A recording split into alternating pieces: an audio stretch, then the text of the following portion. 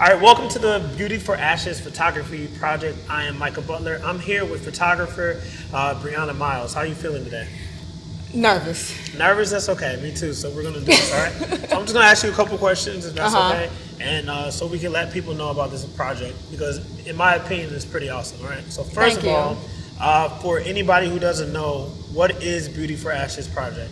So the Beauty for Ashes Project is a domestic violence awareness project. Also, it's for the survivors. Basically, Beauty for Ashes was also founded on two things. Okay. Ty Tribbett's song, Beauty for Ashes. The song is, how God gave us beauty for ashes, for all the things we ever been through in life. And how God just say, even though you think you're dirt, I'm still going to make you beautiful. Also in Isaiah 61:3, it also says, yes, I am pulling up my phone, because, listen, I don't want to hijack scripture. You know how that goes, right? I feel you. So to all who mourn in Israel, he will give a crown of beauty for ashes, a joyous blessing instead of mourning, festive praise instead of despair. In their righteousness, they will be like great oaks that the Lord has planted for his own glory. So that's Isaiah 61:3 in the New Living Translation version. So the part that really stood out to me and God been getting on my nerves about, and you know how God wants you to do something, you're like, no, I don't want to get out of that. It's the beauty for ashes, the mourning. And when you're in a domestic violence situation, you mourning yourself, you mourning the decision that you made with that, to stay, to work it out. So you're like, even though once we came out of the situation as survivors, we forgot that God gave us our crown for that mourning period. That's good. So as a survivor, I have not seen a lot of people talk about the survival access of it. A lot of people, oh, get out, you don't need to be in that situation. But I'm out, but now what do I do? What's the first steps to doing that? So that's where the Beauty for Ashes Project was birthed from. I love that. So how does the Beauty for Ashes Project help other survivors? It will help other survivors get their crown back, to feel beautiful. I know for me, for example, some days, even to this day, I struggle feeling beautiful. Because I allow something so crazy happen. And, with the word curses, being Christians, sometimes it's stuck in my head. And, as a photographer and, go to a prophetic house, I learned that the things that we see and capture, it starts with us. Yeah. So my goal as a photographer is to give that power back, that green light back to those survivors. Like, you're beautiful. Even though it has been 3 years, 4 years, 5 years, you're beautiful, and I'm going to capture your light. I don't know why I did that. I don't know why I did that. Those look like curves. You're beautiful, right? Because curves come in many shapes or sizes, but you're beautiful. And let me capture your essence of beauty. That's also for Breionna Myles Photography, our motto. Capture the essence of you. You don't have to be a full-size figure model, size suit. I'm going to capture the design, the beauty that God has given you, and give you a green light, and let's survive through this. I love that. So when you personally hear Beauty for Ashes, right? How does it make you feel? How does it inspire you? Like, what was the moment when you heard this song? Was it the song that you heard that just made you feel a certain type of way? It was the song. Actually, it was in 2013, October, when I first heard the song. And I was in transition of losing my mother. And, me and my mom relationship wasn't the best, but it was a relationship nonetheless. Yeah. And I thought, I'm losing everything, because at the time, my abuser, we went through this twice. When I was 18 and also as 23. And I'm just losing everything. And I heard a song, and God was like, you are still beautiful through this. You are still beautiful through this. Also, I'm a big Harry Potter fan. Okay. So as a Harry Potter fan, there's a moment in, I forgot which one, I think is the Order of Phoenix or it's the Goblet of Fire, where the Phoenix bird dies. And a lot of people don't know, for the Phoenix bird to be relived, it comes from its ashes. So visually, when I see Beauty for Ashes, I think of a Phoenix bird coming from its ashes, rising up again. I love that. Thank you. All right, so we're going to get back into this, but I want to let the people who are watching know who you are, right? Who Breionna is. So first of all, you're a photographer professionally? Graphic designer professionally, but I'm a photographer. I'm an ordained photographer by God. He not let me put this camera down for no reason. I love that. How long have you been doing it? Photography or graphic design? Both. Graphic design since 2007, photography since 2011. Okay. So 10, 11 years, 12 years That's good. That's Yeah. good. Where are you from? East side of Chicago. There East is side. the east side from Stony Island all the way to the lake. Don't test me. I will come for you. Technically, we'll go with that. Stay we'll to the go, lake. Yeah, we'll go with that. All right. So, what are outside of like graphic design and photography? What are some hobbies that you have? Singing, even though I can't hit a note. And I heard you singing earlier before we were going. I can't hit a note, but for some reason, singing, it's realizing my background of being traumatic stuff. It just helped me feel better. And I play tennis. I was almost semi-pro, but I'm getting back into tennis. It's making me release a lot of anger. Favorite? I think I know the answer, but favorite tennis player? Serena Williams, I'm so mad she retired because my goal was to always be on the court with her one day. But maybe I might pull out retirement for one game. For one game. For one. Yes. Okay, so tennis, singing, I like that. What's your family dynamic? We black. Okay, that says a lot. We black. I love them. I realize I'm the black sheep of my family. And I'm the forerunner of hitting everything where they rather say, don't say nothing. Mm-hmm. I love them dearly. They just my family. It's a lot of disagreement in every black family household. But the upcoming and upbringing, it started off the domestic introduction to my life. My mom has been through it, so it's kind of like a generational thing. She always told me, don't ever do that. But somehow I got into it. But domestic violence ain't always just, I'm dating somebody. Domestic violence is me and my friends fighting, me and my sister fighting. You know, I was a rebellious teenager, so me and my mom fighting. So domestic was very heavy in my family. I got picked on a lot, bullied. So I was surrounded by domesticness heavily. Mm-hmm. But push come to shove, when it's time to be there for family, we there. In spite of all the craziness we have endured, we gonna be there. Black sheep of the family. Yes. We hear that a lot from different people. What do you mean when you say that? I'm not a smoker like that. Mm-hmm. I am the save girl. I'm the one that's gonna call it out. And I'm the one that say, oh, you too deep. It's not that serious. Why don't you do this? So I don't go with the flow of what they do. I'd rather do what's right by the Bible, by the book, and what's the law of the land. They like to, no shade to them. They like to get wild, have fun, blah, blah, blah. I'm just like, no. Or if I see something wrong, hey, you know you did that wrong. Or if you say something to me, I'm the person, you're not going to talk to me that way. Why can't you just accept the way we talk to you and accept it? So I feel like that's my definition of a black sheep because I'm not going for none. So high school, let's talk. Where did you go to high school? Simeon, home on the Wolverines, class of 2011. Okay. I got real ratchet. Okay, so you went to Simeon. Did you played tennis? Did you play any sports in school? Did any activities in school? So my activities in school was NJRTC all 4 years. I did band for the first 2 years. We did not have a tennis team, so I always played tennis outside of that. Outside of school, yeah. Yeah, I was gonna go to Morgan Park, but my loyalty lied at Simeon because I walked through the door at Simeon my first years, and I wasn't gonna go to the Mustangs and like, oh yeah, I'm a Mustang forever because I didn't walk in the doors on day one. Okay. So since I walked in the day one at Simeon, I stayed at Simeon. But you know, I had my friends, I had my school, I majored in information technology. So I'm actually a low-key tech nerd, so I know how to break and hack into stuff. That could be dangerous. Very dangerous. Don't give me a PC, that's why I stay on Mac. Gotcha. That's about it. That's what I did at Simeon. All right, so, you know, did you have a high school sweetheart? Did you date? Were there any, like, romantic relationships in school? Whew! Yes, so I had my first love. I'm gonna call him JC because he see this, you know. If you know me, you know who it is.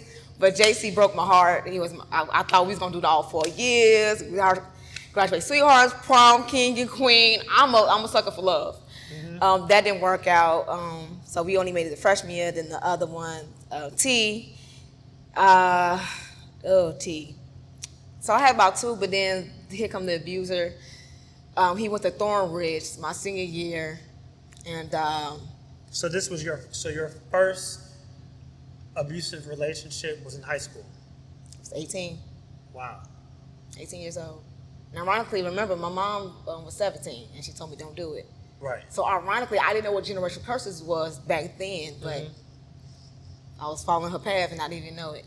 How did that kind of start? Did it start off because you hear a lot of stories about things start off with love bombing, this, that, and the other. Like, how did that relationship go from I love this man, we high school sweethearts, all of that, to oh crap, I'm in an abusive relationship?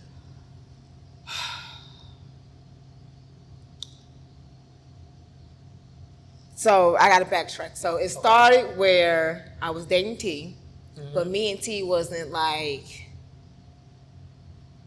on the same path emotionally. So one day I was with T, and T was doing some sneaky stuff on the side on MySpace and Tag. I ended up overlooking his shoulder and see that he was talking to other females. This is junior year of high school. So I'm like, all right, bet, that's what you gonna do? I'm gonna hit you back. So I went on Tag, found, the abuser name is D, we just gonna call him D. Found D and stuff like that, found out he go to Thornridge, blah, blah, blah, blah. He had a girlfriend, I had a boyfriend. So when we got done talking to our boyfriend and girlfriend at night, we would convene. So the summer of senior year came, so the summer before senior year came,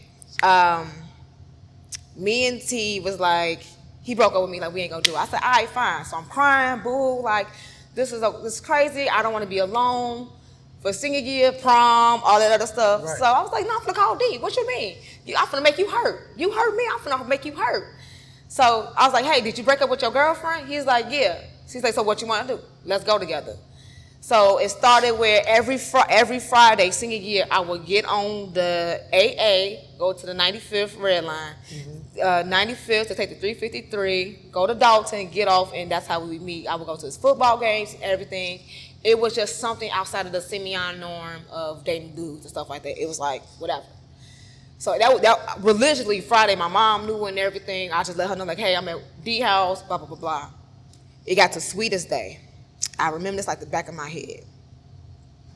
Got to Sweetest Day. I'm cooking him food, making him feel all beautiful or something like that. I'm a strong-minded person, so I ain't just let him just talk to me in type of way. I talk back. And he's like 6'3", I'm 5'3", and something got said. His ex-girlfriend called, and I called it out. Like, why is she calling you? We supposed to spend time. Oh, you don't tell me what to do. Who you talking to? Right. Excuse me, who you talking to? So he in my face, rah, rah, rah, rah, rah. I'm in his face, who you talking to, blah, blah, blah. And all I know, boom. So I took it. I hit him back. So we're just going blow for blow, blow for blow. I don't recommend this, ladies, because I could have died 3 times that year. And, cool. And this was your senior year of high school? Senior year of high school. Okay. Nobody didn't know. Until I think I think my face was kind of swollen. And one of my friends was like, why your face swollen? Don't worry about it. One of my male's friend, Mikey, he was like, you let that dude hit you? I said, no, or whatever. But my friend Mikey, we had a little fling. We had a little fling for about a month. I was like, I respect you more as a friend, and I'm a senior, and I don't want to be in college, and you dating, I'm going to feel like a pedophile. Even though I was 18, 17. Right. Once you come 18, everything could get caught up easily. So that first fight happened. He's, oh, I'm sorry, I'll never do that again, blah, blah, blah, blah. And I was that female saying, I would never, I would never, blah, blah. Whatever. So the next time, I'm walking home from wrestling practice. I wasn't on wrestling team, but I was a wrestling manager. Okay. And I see my best friend Mikey. I said, best friend, kiss me. He pushed me on lock and kissed me. I said, oh shit, what the hell is happening? And I'm a loyal person. If I do something wrong, I'm gonna tell on myself. I'm that guilty. Like if I steal something, I'm gonna say like, hey, I'm turning myself in, blah, blah, blah, blah. In my mind, I thought that was a good thing to tell my boyfriend at the time because it was eating me alive. So, we was talking, we was cool, blah, blah, blah, blah. I said, hey, D, I got something to tell you. I said, my best friend kissed me. What? What happened? I told him everything. Okay, he's like, don't go to school tomorrow. I'm like, this is before I even knew what the Holy Ghost was, Holy Spirit was. Someone was like, don't you go to school. So I played sick the next day. My mom was like, you going to D house? I was like, no, I'm sick, Mom. I'm sick. This is black people stuff like y'all. Right. I don't know how to do this. So I'm waking up. I'm actually feeling sick this time. My mama go to work. I'm actually feeling sick. I'm like, someone was like, don't go. Don't go. Don't go. I was like, no, we gonna work it out.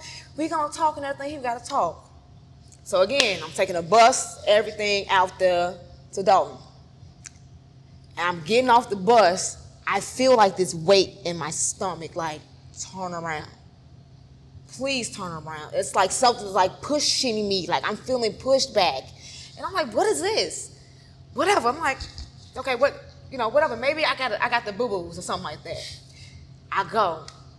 I'm hearing Kanye West and Jay-Z's song, King of Thrones. It's that,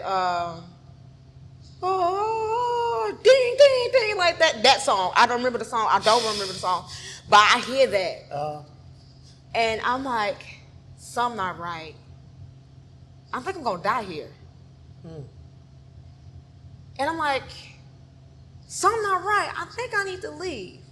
And I'm like shaking to knock on the door. Here go this voice, Holy Spirit. Baby, leave. You might not make it.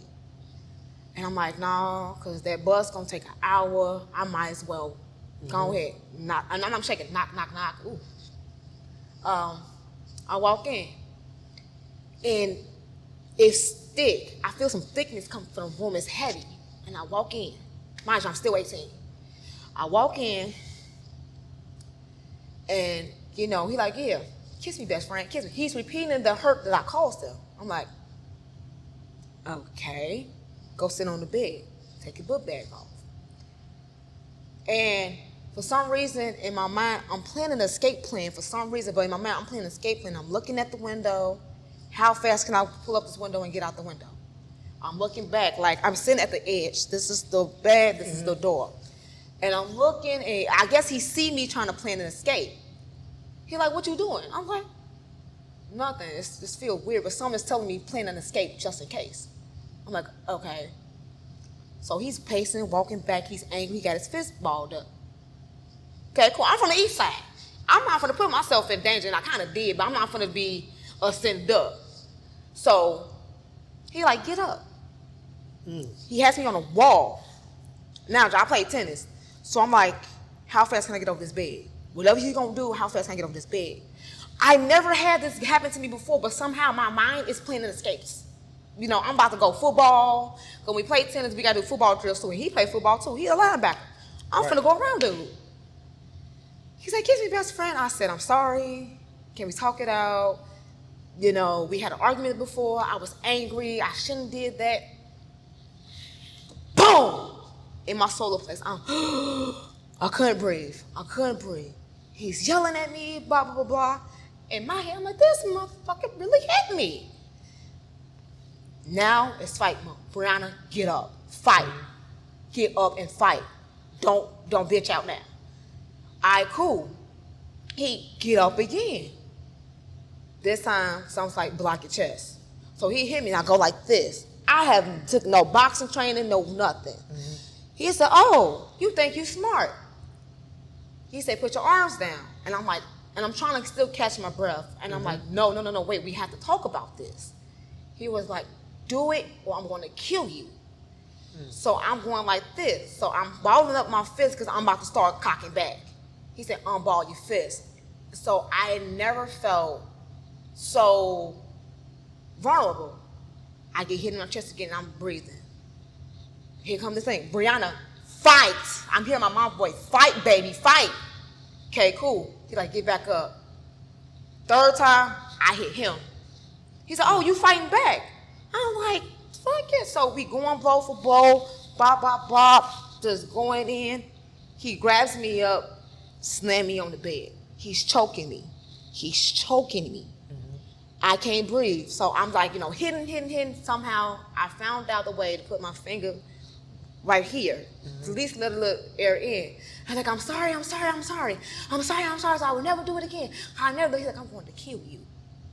I'm going to get rid of your body, and you will never hurt anybody ever again.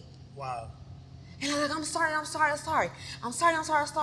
Some say, play dead.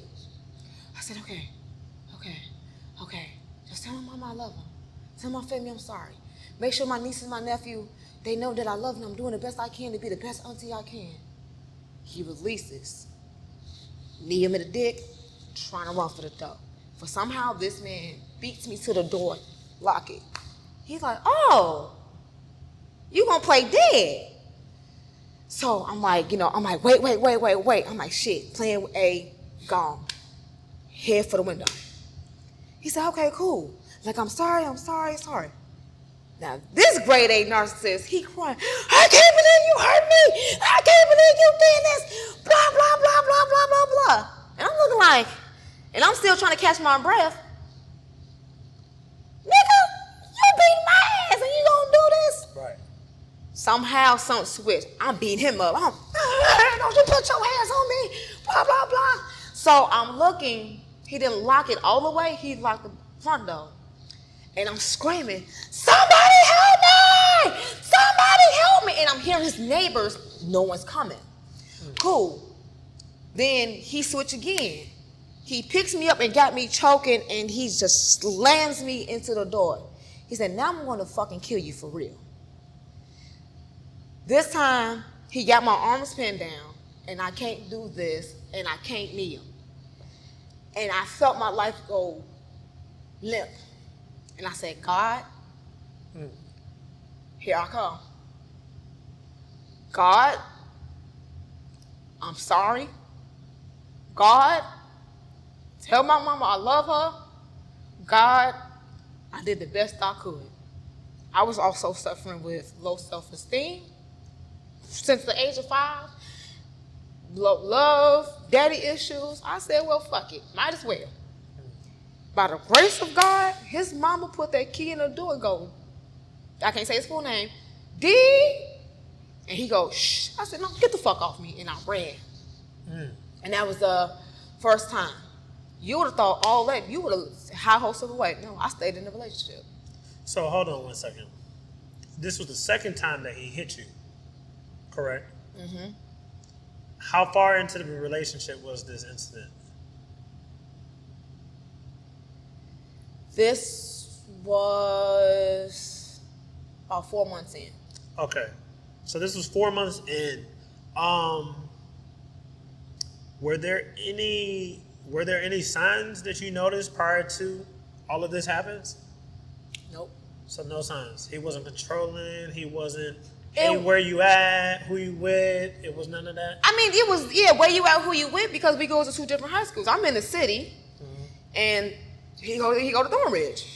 And, he would say, oh, I got people watching you and stuff like that. So, I mean, I guess that was a sign, but I didn't think it was a sign. Don't you have to be in a hole or nothing like that. But I'm like, whatever. Because you know how dudes at that time have insecurities themselves. And, the thing at the time was just make sure you ain't cheating or nothing like that. And this is before the best friend incident has happened.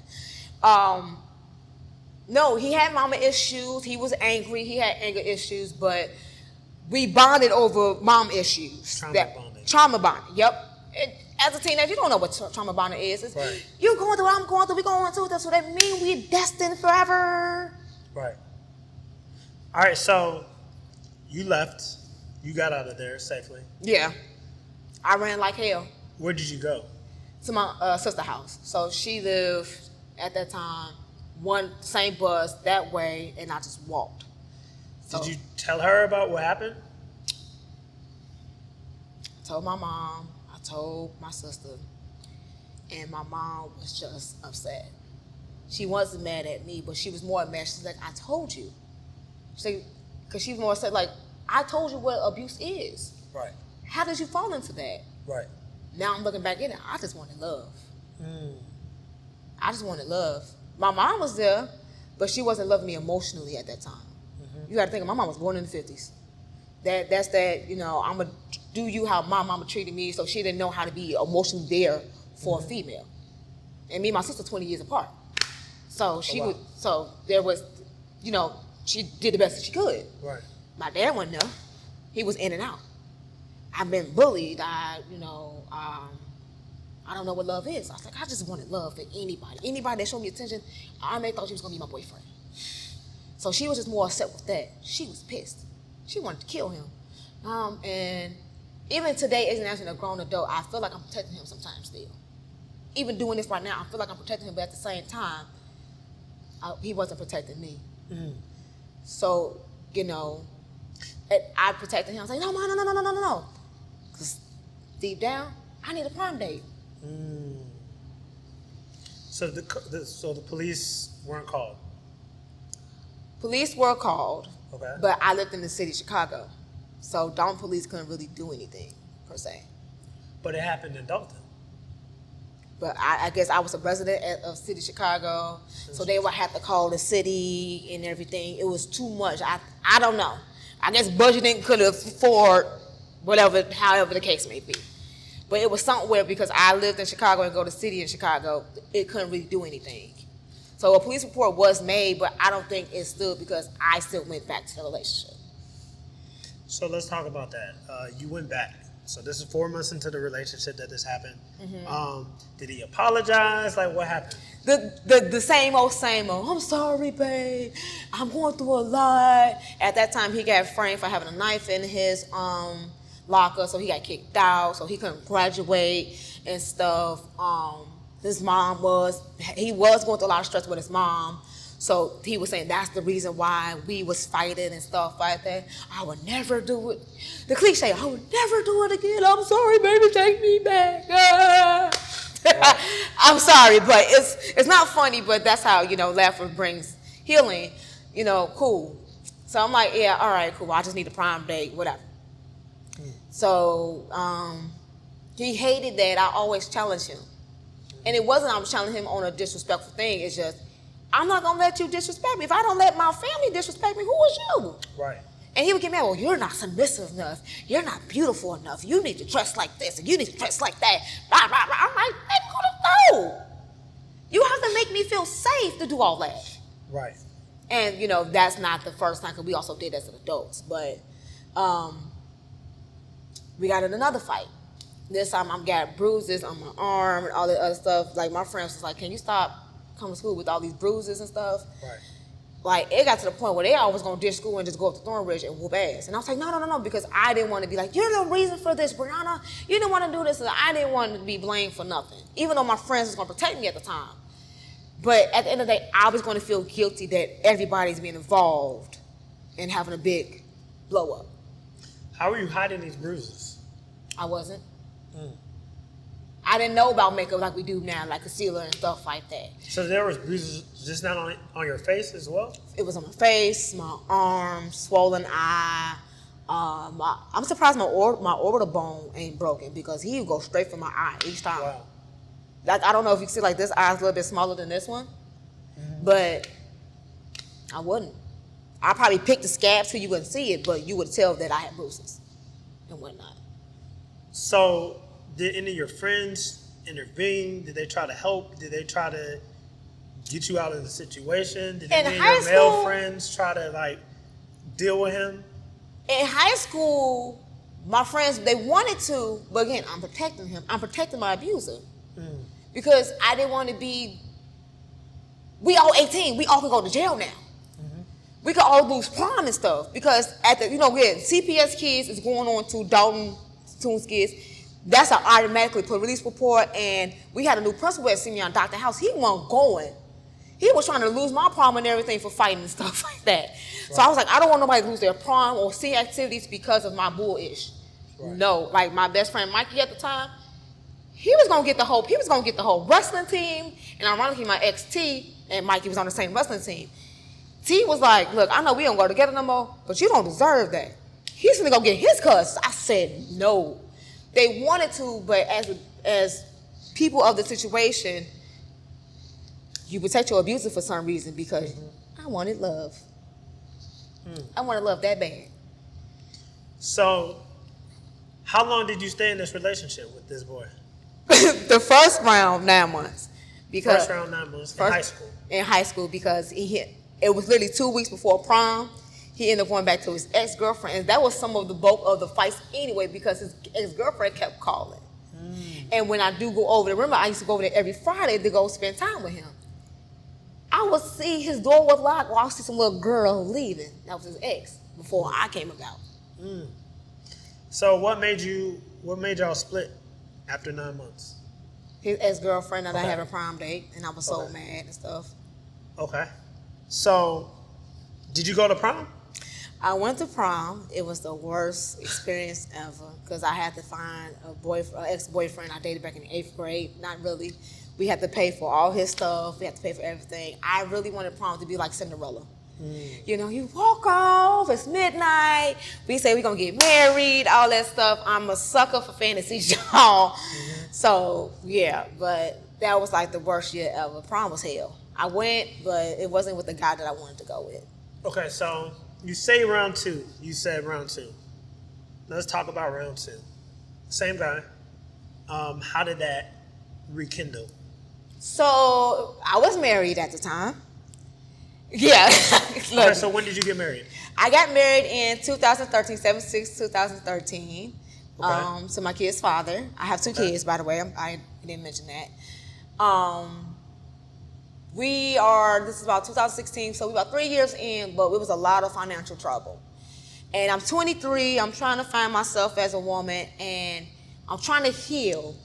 And, you know, I was like, I'm in a better spot now. I'm married. I ain't checking for this dude. Let me ask some questions that happened during the relationship that I know happened. Let me confirm some stuff. So I said, hey, when I was coming to your house or whatnot, and, you know, I saw this one, was y'all dating and stuff like that? I'm like, yes. Oh, okay, cool. So he asked, how you doing? I'm like, oh, hell. I don't want to do this, but, sorry.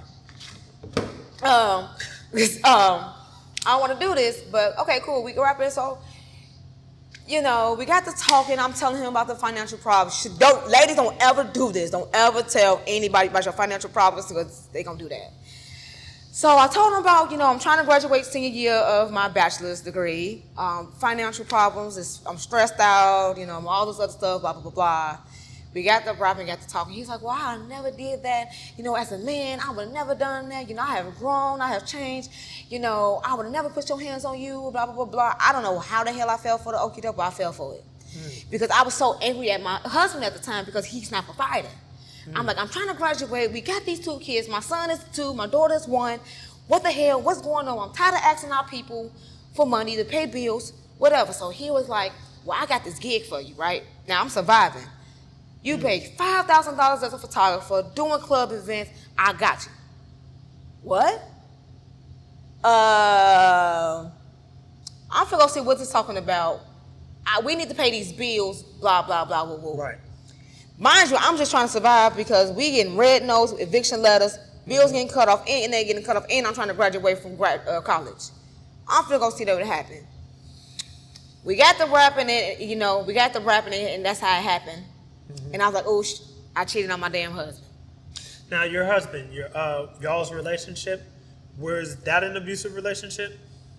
Mentally. Mentally abusive. And verbally. I got pushed while I was pregnant 6 months. Okay. But he never punched me or nothing like that. Okay. But it was abusive at one point. Okay. And that was due to financial stuff? Financial stuff. I guess from the screenshots that I saw, I wasn't letting him be a man when I was really like the homebody. Whatever you want, babe. You the husband. You the provider. I'm not gonna nag you. Stuff like that, blah, blah, blah. I let him do what he wanted to do. Okay. Okay, so you circled back. You spent the block with the original dude. So how did that go from a working relationship back to we together now? Yeah. Real bad. Yeah. Money. Okay. That $5,000 a weekend as a club photographer. I'm trying to pay these bills that my husband ain't really doing it. I'm hustling now, hustling. So he was in a situation, and I don't know why I have this. I had the build a nigga spirit on me at the time. The build a nigga.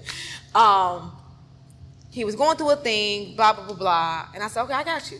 You know, we going to do this. You know, I'm one person. If I have sex with you, you automatically my boyfriend. Remember, I still got that broken daddy girl issues. I got that love me thing going on in me.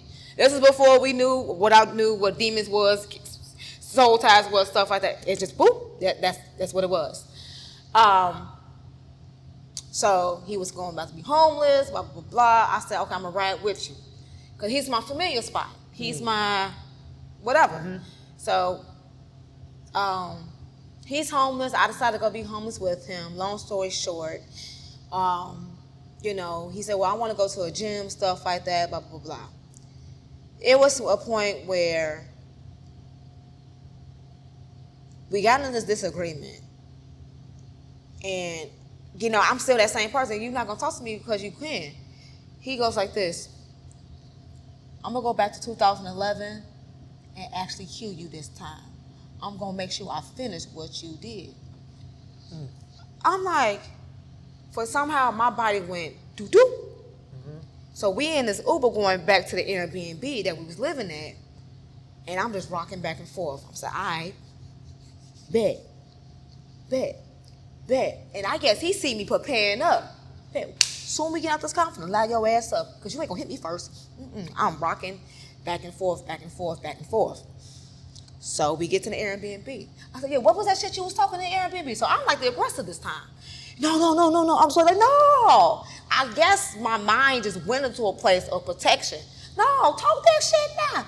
No. Blah, blah, blah, blah. I back off. I said, all right, cool, because, you know, we homeless now. I graduated from college. We homeless now. I'm just trying to support him. I'm just waiting like, yo, let's get to these clubs. You say you gonna got this job for me. Let's go.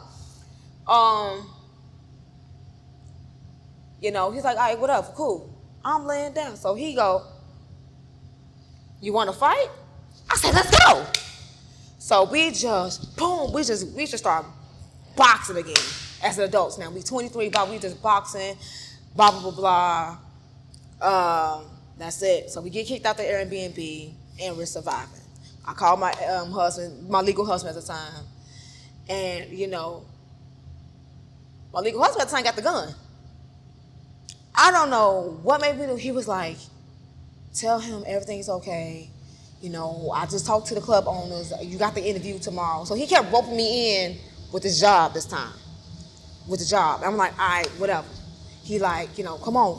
I'm like, okay. And I told my legal husband, go. We got this. And he looking at me. He's like, is that a scratch on your face? He said, I got it in the car. Do I need to kill him? I was like, no, because that's going to be blood on my hands. So I stayed with him this time for about 2 years because... The abuser. Wow. I know. Ghetto. I stayed with him this time because what is job at? What is job at? But at the same time, I love you. I wanted to make this work. You saying you sorry. Well, no, the fights got worse. I'm getting my head smashed into the floor. Almost broke this eye. Ribs bruised. Scratches on my face. I got to go to work with all this stuff. And he always wrote me back in. We going to work together, stuff like that. We Bonnie and Clyde. At this point, we homeless together. And now I got to use you for survival because I don't know how to be in these streets now. So now I'm only with you to survive, but once I find me a decent paying job as a graphic designer, I'm out. But I'm just using you to survive at this point. Mm-hmm. But I know this was a long part of the interview and of them, but that's the story. That was good.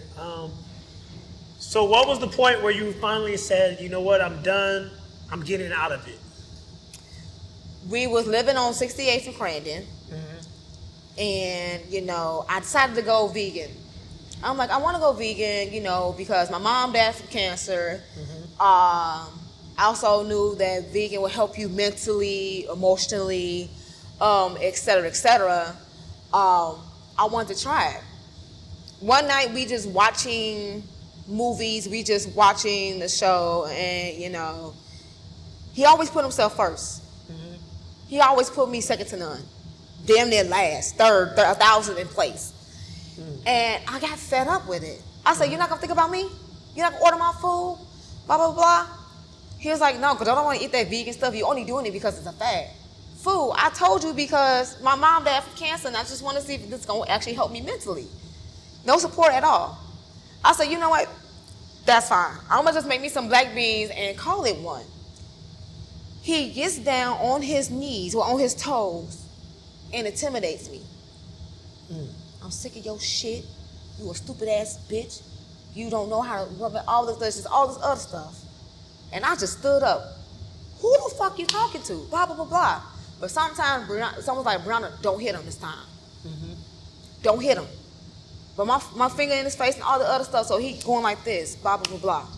This fight, we're doing our normal, we're doing our fights and stuff like that, blah, blah, blah, blah. So I get slammed on my face this time, like on like wood floor. He's going like this. And he got me in like a guillotine chokehold where if I twist my body, if I do anything, my neck gets snapped. So again, I'm screaming, I'm yelling, no one's banging on the door to save me. No one. He get up, I hear click, click, kill this motherfucker. That fight was the fight was I'm like, I gotta get out. Normally every fight, he take my phone, I can't call none of my friends, but somehow I call my best friend Sabrina. I'm like, best friend, she lives right up the street. I'm sick of this nigga shit. Like she's hearing the fight finally. She's like, say less, I'm on my way. And there was a knife I had pre-hidden when I first moved in. I had a knife pre-hidden just in case. He didn't know what his knife was at. But he's standing by the knife. And he's standing by the back door of the apartment. I'm like, okay, I can't get to the knife. And I'm making too many obvious eye contacts like he gonna pick up what I'm doing. So I tried to take a chair and knock him out. But I didn't. Somehow, I don't know how my best friend got in, but she got in the door, and I think when the time I was running, I ended up unlocking the door so she could just come in. So she came in like, what the fuck is wrong? He's like, no, it's her fault, it's her fault, it's her fault. I think if my best friend never got in, I was going to jail for murder with a smile on my face. But it was that night, that fight, I'm like, I'm tired. I was going to kill him with a smile on my face, or I was going to die trying. And I didn't care because I was tired. I was so tired. 3 years of this. I'm losing my friends. And also that was like 3 weeks before my best friend Terrell told me, if this man kill you, I will not come to your funeral and I will not shed a tear. Oh, wow. So I'm already in the process of Right. walking away, leaving and stuff. I'm losing friends, family from just dealing with him. You know, I'm trying to see the good in him because as abusees, we try to see the good. We try to do this. You know, it's mistakes. It's just a phase we're going through. He's underneath a lot of stress. I'm underneath a lot of stress. Blah, blah, blah, woo, woo, woo, woo. So it was that 2 moments, the month of August of 2019, getting that text message. So this is still recent. Yeah. And you're still Healing. And you're still in church, serving in church during this whole time. Yes. Yeah. Yeah. So I joined. This wasn't that long ago. No, because I joined the church. I don't want to say the name or whatever. But if you know, you know.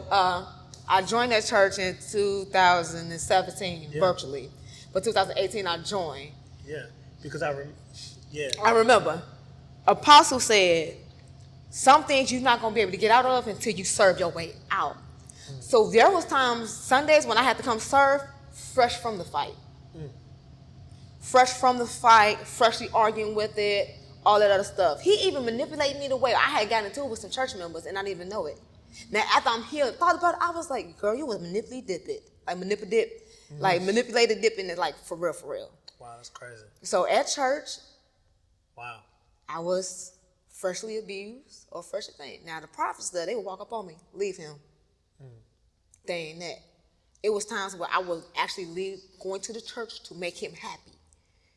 Because I think for somehow the devil knows that it was going to expose him. And it was every time like the church was trying to pull me away, he would say, they're lying. Prophets are liars. They lying. He's fake. Blah, blah, blah, blah, blah, blah, blah. I said, no, that man ain't fake. He ain't fake. Because when when he would call people out randomly, I was like, no, why you think I had asked you that question when he was prophesying? He's like, is that real? Right. Because I was a lot going on in my mind. But, yeah. That's wild. That's crazy. Even in World Changers, I was homeless. Wow. Freshly loved. I had that big old suitcase. I was going through a lot. I applaud you for working through that. That's a lot.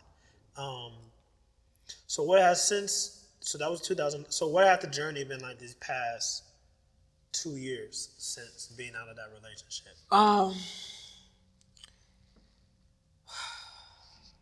A struggle. I ain't gonna hold you, I ain't gonna cap you. It's been a mental struggle. My God, it's been a mental struggle because of the word curses that was said. The blows that I've had taken. Getting hit in the jaw, getting hit in the mouth. This is the first year I actually dated someone, broke up with them, but not trying to find someone else to make me not deal with that pain. This is the first month. Okay. So when part of me was I was dating anybody that would do that to make him mad. Like, yeah, I can find somebody better than you. I am beautiful. I am loved.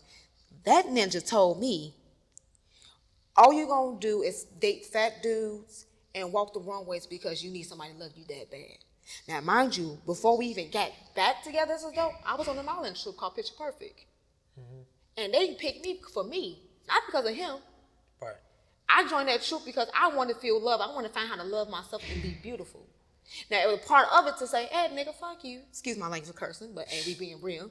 I am beautiful. I'm on a modeling trip. They find me beautiful. Right. So knowing that, he used that against me. So now in 2019, sometimes putting heels on, I hear that statement. All you're going to do is walk the wrong ways for attention and trying to be loved. And when I was on that modeling troop, they called me Cyclone. You couldn't touch me. Right. You couldn't touch me, but now I have small panic attacks. I'm like, okay, who are you proving this to? Him? Or you actually doing this because you love yourself? Or this is a part of you? There are moments where when doing my makeup, I almost broke down. I don't like a woman with all that makeup. Just be your natural self. But all the women that he'll like on Instagram is full of makeup, skinny, and all this other stuff. There are times where I don't think I'm beautiful because of the curses, the word curses, the lies, and how he wanted me to be this idol thing. It was times where I wanted him to work out with me so I could feel like I got a partner. He said, when I see some change in you and stuff like that, then I work out. Look all this fat. Like I got a pregnancy baby. I had 2 kids. Look all that jiggle. So sometimes I look at my stomach and I'm like, I'm ugly. I look at my stripes from having kids, pregnancy. Like, this is why nobody loved me, because I got this. Oof.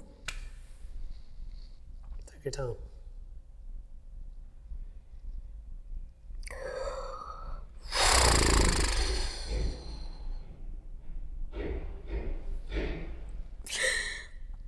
There have been times I think I'm fat, even to this day. And sometimes I think I'm not gonna make it consistently. Trying to go to the gym or try to do this with projects because it's a little part of my mind is trying to fight him. I'm still fighting him as a survivor. I'm sorry, this concealer and stuff is itching my nose. You're good. But I'm still fighting him. I'm still fighting him to this day. It been times where I thought I forgive him. I unblock him on social media. He get the liking stuff, saying nasty, narcissistic stuff. I said no. There are moments where, yes, thank you. I was in a relationship because me and T tried to do it again this year. Thank you. And me and T was always playful. T would never put his hands on me and stuff like that. If anything, I felt the goofiest with T. And I ain't gonna lie, I want to call T today. Like, can you please come? But God was like, you gotta heal naturally. Leave T alone. Leave him alone. T would just jump, and I would just jump back. And he was like, yo, you actually went through that. I'm like, I'm so sorry. That it's just trying to heal sometimes. I'm always asking myself, who are you doing this for?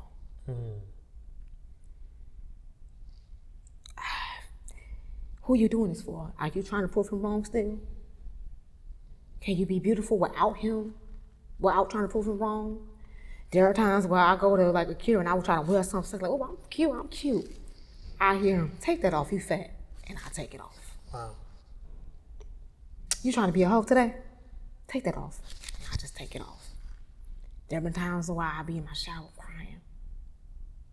Recently, I'm in my prayer closet and I'm just asking God. I'm crying, God, I just want to be loved. God, love me. Where are you, God? God, where are you? Where's your agape love? God, if you don't come and love me, I'm going to find another nigga and sleep with him. Where are you? And this is daddy issues coming up. This is my mother issues coming up. This is just not having the language of boundaries. And this is pain. 2022 has been an opening year for me. Like, I'm open. And it's just, now this is the crazy part. In March, it was his birthday. I saw him. I went up to him and said, happy birthday. He hugged me. He's like, oh, you got that girdle on. And I did. Because I can't wait. Because, you know, I'm an emotional eater. I eat cake, cookies, and pies, and foodies all day long. Right. And God said, and this is the funny part is I was at this club. My ex-husband is a security guard. T is, he worked at the House of Blues. And D was the next door at the club. And, you know, he was following my Instagram, but I'm not following him. He was like, oh, you at so-and-so club? I was like, yeah, I'm just turning up. I'm teeing up, I'm a hood girl. I'm like, yeah, wait a minute. Y'all think that I'm in it. Mind you, I know that's his song in the back of my head. This man is in my head. I was like, oh, this is his nigga song, but whatever. Because he don't like when I'm in the club, I'm too hood. I'm from the east side, whatever. Y'all don't think I'm in, I'm look up, boom, And I just make a beeline for him. My friend looked, she's like, no, Bray, no, because she thought I was going to tackle. I said, no, I'm good. I said, happy birthday. Walked back and God said, you're sick. You are in a triangle effect of sick. Because mind you, let's go back. I dated D in high school to make T mad. And then when I got married to my husband, I did that to make D mad. I was a dog licking my own vomit. So with the healing process, now I'm just looking like, girl, you did a lot of toxic stuff just to feel love. So mind you, I'm crying, asking God to love me. Where's your agape love? And you know, I just reached out to my friend, I'm like, this is ghetto. This healing process is ghetto. I need somebody to hug me. But back to the overall project, this is also an homage to me saying, you're beautiful, Breionna. You can tell your story and be beautiful. You don't have to protect him no more. The 18-year-old Breionna don't have to protect him no more. He can never come back because it's that cup thing, you know, in Yosemite. Forgive him for he know not what to do.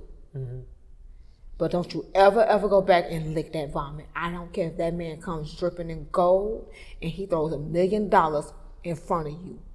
Don't go back. You are still beautiful. When you have freckles, you are beautiful. When you wear makeup, it's for you, not him. When you want to wear some skimpy clothes, it's for you and not him.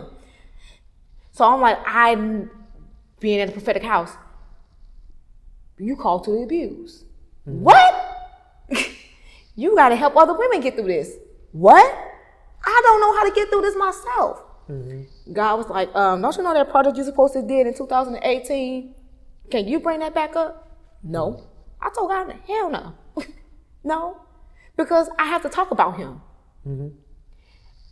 Even to this day, once this airs, I'm scared that he's going to go and say everything in the lot, and I got the screenshot and audio of the fights to prove it. Also, God was like, you got nothing to prove. You will be avenged. So that's the healing process. This photography project is not going to heal me in a selfish way. But with the women and men that's coming forth, it's time to heal. It's time to heal. Now, also, domestic is not always the romantic part that I experience. Domestic is always, it could be the fault. I have fought my sister plenty of times as a kid. I've fought my mother. That's domestic. Anybody that's in close quarters with you and y'all get in a fight, that's domestic abuse. Right. Domestic abuse is also child abuse. Also is mutilation of parts. That's domestic. So my job is in the kingdom and also non-kingdom to share awareness of what domestic is, what it looks like, what we go through, and how the current survivors handle it. I love that. I always tell people you can't heal what you hide. And I think this project is going to be a beautiful way for you to shine light on these things that, you know, people need to see. In closing, just one more question. For those who are experiencing this, those who are hiding, whether they be young, whether they be older, what would you say to them? Get out. I don't care what it may look like. Get out. You only got one life. You don't want to risk your life trying to protect him or her or them. Get out. If you're going to be homeless by leaving, they have plenty of homeless shelters for it. If you're going to lose money or everything come with it, you can always buy that again. Your family can't buy another you. You can't buy another life. Your kids can't buy another mother or father. Get out. Walk away. It's going to be painful. You're going to feel alone in the first couple of months, maybe years. Yes, but you have your life. Walk away. Now, if you are in a situation where the person got your phone number, be paying the bills, throw the phone away, start over. There have been times where I got boxes and I unpacked my boxes. But every time he saw me pack my boxes, he would panic. Pack your bags. If you can't pack everything, cool. Find you a best friend that's still gonna ride with you, even though they don't agree. Call your best friend, say, I'm packing my shit tonight. I'm gonna throw my bag in the corner at this time. It got to a point where I didn't even go to work and we worked at the same job together. Wow. He saw that I wasn't at work. He said, where you at? Block. I had an hour. I packed my shit so fast and got the fuck out. So, and I'm being honest, yes, I'm a Christian and I curse, but to be for real with my ladies and fellas, get out. That's not love. That's not love. That is not love. I'd rather see you alive than your face on an obituary. I could have died 3 times. And I was not going to play with God again. That's it. Well, I thank you for sharing your story with me, allowing me to be a part of this. And I think this whole entire project is going to bless a lot of people. So continue to do what you're doing. And I just, pray that this journey, this healing journey, that you continue to just stay on track. And I think the rest of this year and moving forward, you're going to really fall in love with yourself. And I think that's the most important thing. And just you telling your story today for so many people who are going to be watching this, I think that's even going to help your healing process. So yeah. Thank you. Thank you. Michael had to be the only one. Michael had to be the only one to do this. So thank you. For the Beauties for Ashes project, it's coming soon in October. Portrait, if you are a person that is a part of domestic violence or you know a family member in domestic violence, for the friends, be patient. I know it's going to be frustrating and it's going to piss you off, But just hold on, because your friend is probably going through something they can't even navigate themselves. Just be there with them, hold on, and just tell them that they can make it. Now, don't get a phone call or a text message saying, hey, I'm not going to cry at your funeral, because that's I'll waken her. But just come on. So look out for the project in October. Videos will come in and portrait. Shout out. So thank you. No problem.